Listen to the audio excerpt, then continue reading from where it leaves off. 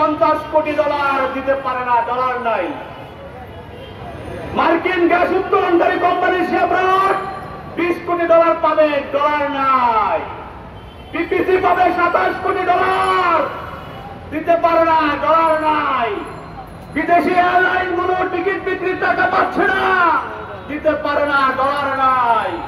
এভাবে করে বাংলাদেশকে আজকে শ্রীলঙ্কার পথে নাইনি নিয়ে গেছে অলরেডি। আমরা হাসিনা সরকারকে বলে দিতে চাই, তোমরা হয়তো ভারতের যত জানো রাষ্ট্র পররাষ্ট্রনীতি ফলো করে ভারতকে বাংলাদেশকে ভারতের কাছে বিকিয়ে দিতে পারো, কিন্তু এদেশের মুক্তিকামী জনগণ জানে 1971 সালে 30 লক্ষ মানুষের রক্তের বিনিময়ে বাংলাদেশ স্বাধীন হয়েছে।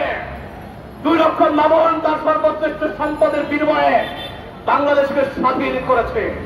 সুতরাং ভারতকেও বলে দিতে চাই, যতই আপনি হাসিনাকে ব্যবহার করে বাংলাদেশকে আপনাদের অঙ্গরাজ্য বানিয়ে দিতে চান, মনে রাখবেন এই বাংলাদেশের স্বাধীনতাকামী গণতন্ত্রী মুক্তিকামী জনগণ কখনোই আপনার হাসিনার সাথে নেই।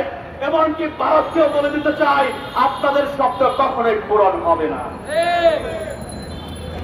ধন্যবাদ।